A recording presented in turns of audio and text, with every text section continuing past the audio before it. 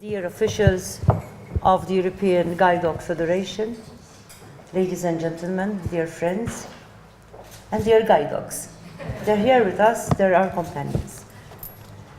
It is truly my pleasure to share some brief remarks at the annual general meeting of the European Guide Dog Federation.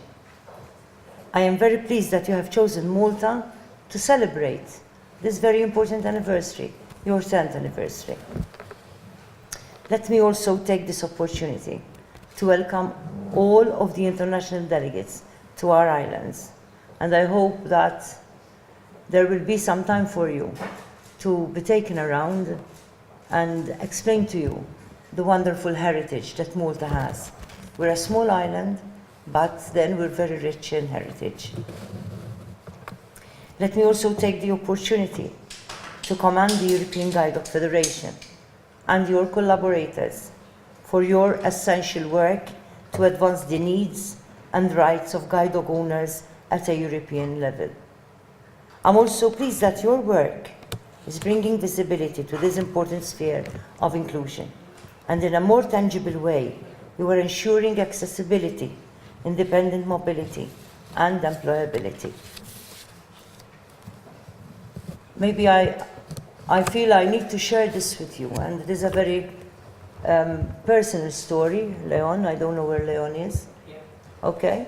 Leon has heard this many a time, and the guide dog users in Malta. I feel that you have actually conducted a silent revolution in this sphere. My grandmother was blind for about 13 years. And at the time, and now I'm going back like 50 years and even a little bit more, 50 years ago, there was nothing, no awareness whatsoever. Blind people would have, if they had no help from home, they would practically stay in their homes and not go out anywhere. And I'm sure this is the experience of many of the European countries. So I really would like to commend you from my heart for what you are doing as a European Federation for guide dogs, and also Leon in particular for bringing this aspect to our Maltese islands and to many of our blind people. I believe that every person in Europe who is blind or partially sighted and could benefit from a guide dog has the right to receive such assistance, along with appropriate training. I am confident that this conference is a valuable, safe space for guide dog professionals from across Europe to share their good practices and also keep informed about the most recent developments in your sector. Furthermore, I am informed that not only is this the largest international gathering of guide dogs and service users, but it is also a groundbreaking conference because of the innovative focus which the Federation is placing on this sector. I feel very pleased that this conference is also highlighting the relevance of the United Nations Agenda 2030 to your sector. Agenda 2030, which was agreed upon by all the leaders of the world in 2015, is universal in its vision to implement sustainable change for the benefit of all the communities and societies in the world. Agenda 2030 specifically mentions persons with disabilities and also underlines the particular challenges faced by persons in vulnerable situations. For this reason, it is clear that the mandate of the United Nations is embracing each and every one of us, not only in abstract terms, but very tangible and practical ways.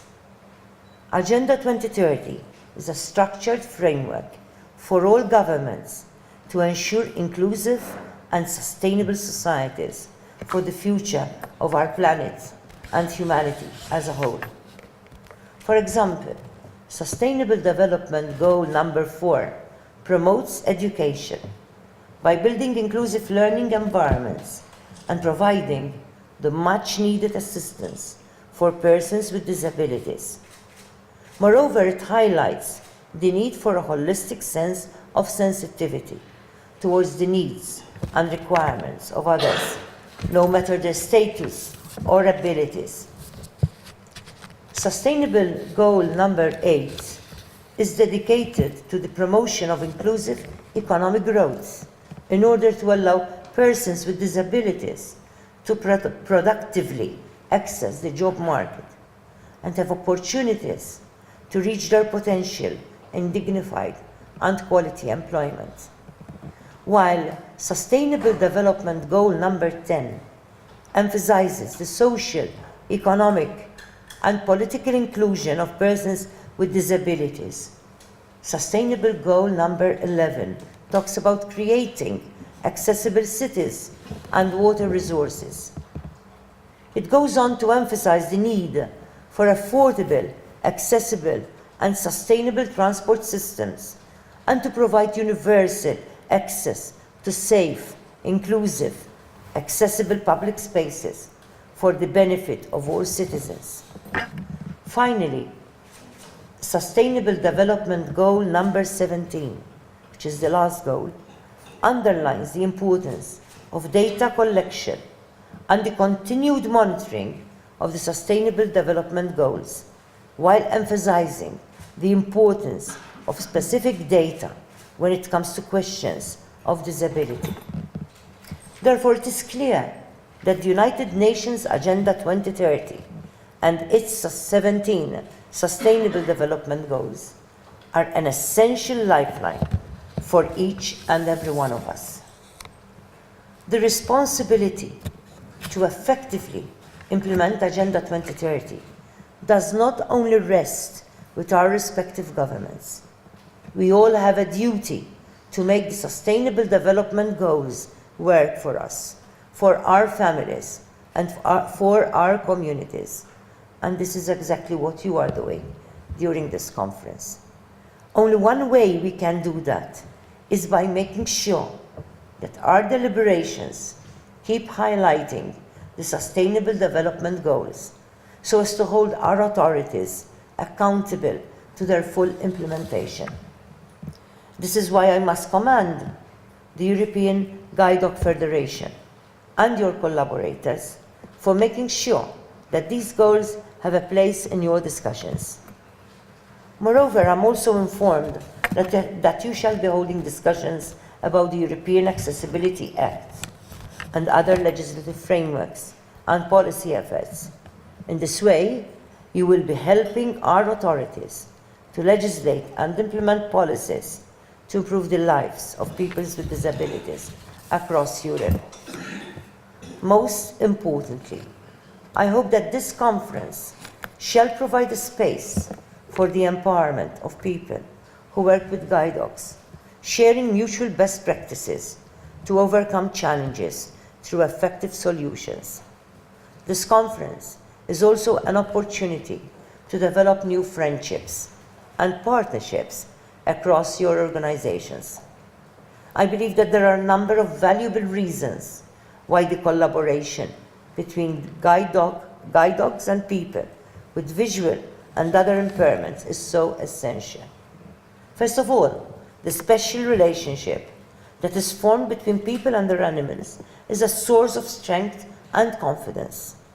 Individuals living with various disabilities can, thanks to this relationship, nurture a greater sense of self-esteem and cultivate a feeling of security. Like any other dog companion, guide dogs also help with the reduction of stress, anxiety, depression, and loneliness through the comfort of their constant companionship. Most importantly of all, guide dogs are a source of improved well-being.